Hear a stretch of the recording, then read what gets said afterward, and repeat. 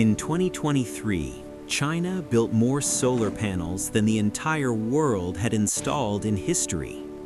The same year, America couldn't finish a single high-speed rail line it started a decade earlier. One country is moving at warp speed, the other is drowning in permits. And yet, every economist will tell you China's model is unsustainable, a ticking time bomb built on debt and demographic collapse. Meanwhile, America's slower, messier system is supposed to be the one that actually works long-term.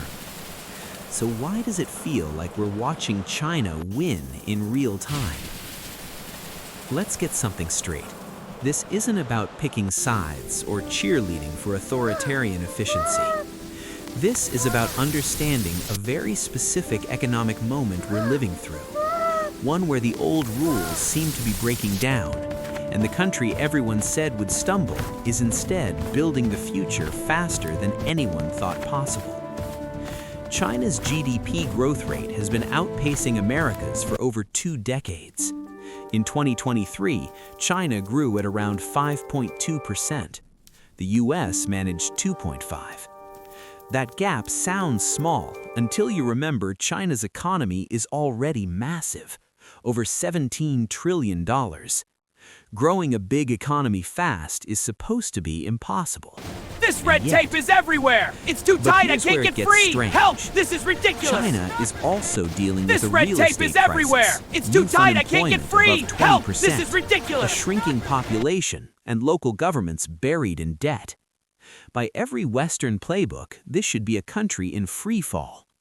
Instead, it's deploying 5G networks, launching EVs cheaper than used Hondas, and dominating global manufacturing in ways that make American factory towns look like ancient ruins.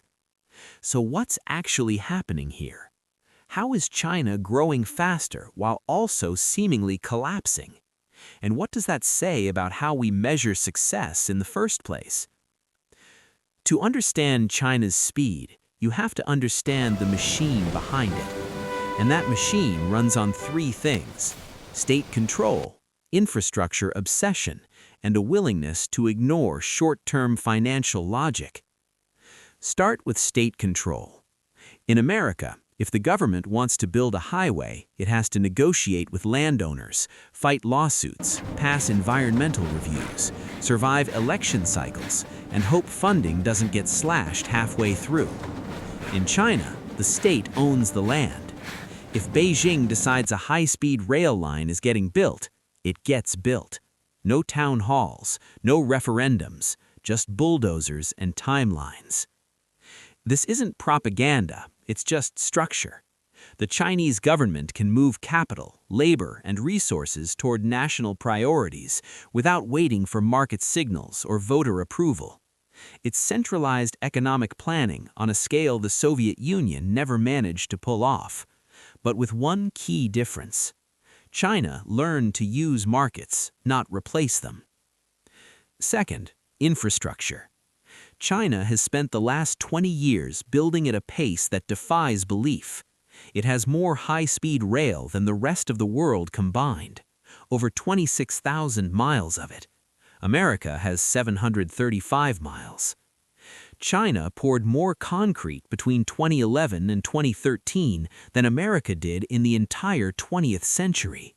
That's not a typo. This infrastructure obsession serves 2 purposes. It creates jobs, keeping the population employed and politically stable, and it builds the skeleton for future industries. You can't have advanced manufacturing without ports, rail, and power grids. China built all of that before it needed it, betting on future demand. Third, ignoring financial gravity.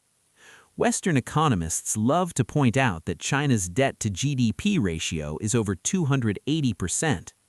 Local governments are technically insolvent. Property developers have defaulted on billions. But here's the trick. When the government controls the banks, insolvency is just an accounting problem, not a death sentence. China doesn't operate like a corporation trying to maximize quarterly returns. It operates like a civilization trying to maximize long-term positioning. That means it can accept losses, subsidize industries, and tolerate inefficiency in ways that would bankrupt private companies or democratic governments facing re-election. Now, let's talk about what this speed actually costs, because nothing is free, not even in a command economy.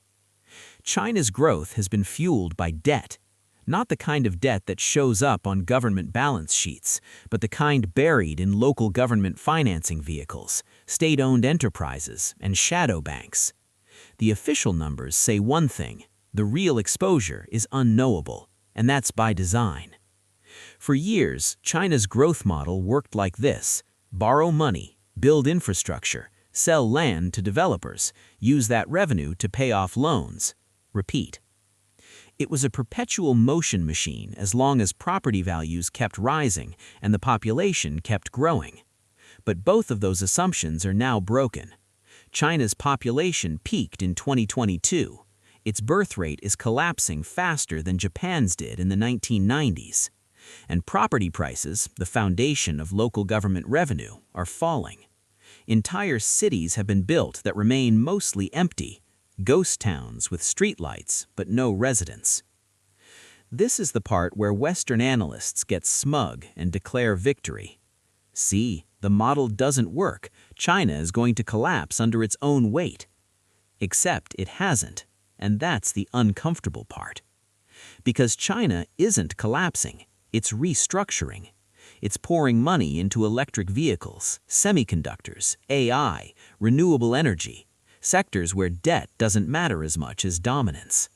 It's shifting from a property-driven economy to a technology-driven one, messily, painfully, but deliberately. Meanwhile, America is still debating whether we can afford to fix our bridges. Let's zoom out for a second. The narrative in the West has always been China's growth is fake. It's built on cooked numbers, ghost cities, and authoritarian control. Eventually, reality will catch up and the whole thing will implode. And there's truth in that. China absolutely manipulates data. Its GDP figures are suspiciously smooth. Unemployment numbers are laughably optimistic. Transparency is non-existent. But here's the thing. None of that changes what you can see with your own eyes. Walk through Shenzhen. It looks like a city from 50 years in the future. Then walk through an American Rust Belt town. Which one feels like it's growing?